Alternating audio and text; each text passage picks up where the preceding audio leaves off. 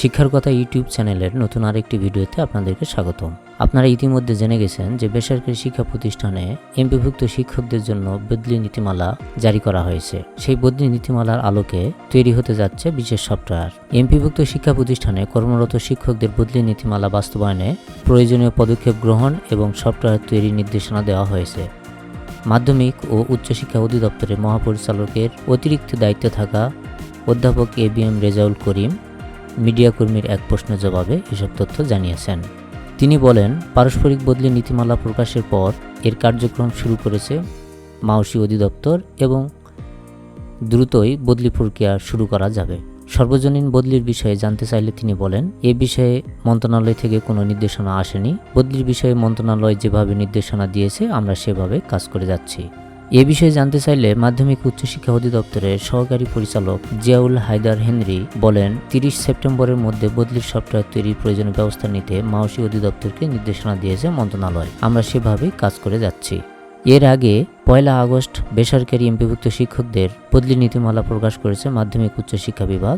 নীতিমালা অনুযায়ী শুধু মাধ্যমিক উচ্চশিক্ষা অধিদপ্তরের মহাপরিচালক পারস্পরিক বদলির আবেদন নিষ্পত্তি করতে পারেন। এর জন্য কিছু শর্ত রয়েছে। শর্তগুলোর মধ্যে উল্লেখযোগ্য, শুধু সমপদে কর্মরত 2 জন শিক্ষকের লিখিত সম্মতিপত্র সহ পারস্পরিক বদলির আবেদন বিবেচনা করা হবে।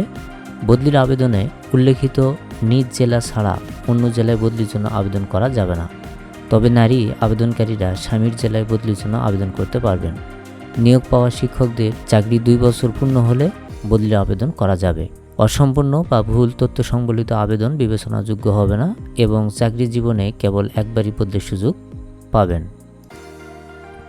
এছাড়া বদলির আবেদন নিষ্পত্তি প্রক্রিয়ার মধ্যে রয়েছে, বদলির সমগ্র প্রক্রিয়া সফটওয়্যারের মাধ্যমে সম্পন্ন হবে। মাধ্যমিক ও উচ্চশিক্ষা অধিদপ্তর সফটওয়্যার তৈরি ও অনলাইন আবেদনের ফরম্যাট নির্ধারণ করবে। প্রতি বছর 16 অক্টোবর থেকে 15 ডিসেম্বরের মধ্যে অনলাইনে পারস্পরিক বদলির জন্য আবেদন নেওয়া হবে। অনলাইনে পাওয়া আবেদন প্রতি বছর 31 ডিসেম্বরের মধ্যে যাচাই বাছাই করে নিষ্পত্তি করা হবে। বদলি করা শিক্ষকদের ইন্ডেক্স আগের প্রতিষ্ঠান থেকে বর্তমান প্রতিষ্ঠানে অনলাইনে ট্রান্সফার করতে হবে এবং বদলি করা শিক্ষকদের এমপিও ও অন্যান্য আর্থিক সুবিধা এবং জ্যেষ্ঠতার ধারাবাহিকতা বজায় থাকবে। এছাড়াও বলা হয়েছে, বদলির আবেদন অধিকার হিসেবে দাবি করা যাবে না। বদলি করা শিক্ষকরা কোনো ধরনের টিএ কিংবা ডিএ ভাতা পাবেন না। বদলি সংক্রান্ত এই নীতিমালাটি ভিডিও ডেসক্রিপশনে দেওয়া থাকবে, আপনারা সেখান থেকে ডাউনলোড করে নিতে পারবেন। আদেশ জারির 15 কর্মদিবসের মধ্যে সংশ্লিষ্ট শিক্ষা প্রতিষ্ঠানের প্রধান বদলি করা শিক্ষকদের অবমুক্তি নিশ্চিত করবেন।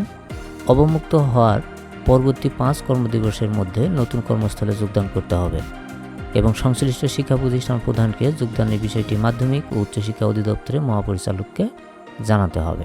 আজকের ভিডিও এই পর্যন্তই। পরবর্তী ভিডিও পাওয়ার আগ পর্যন্ত সবাই ভালো থাকবেন। ধন্যবাদ।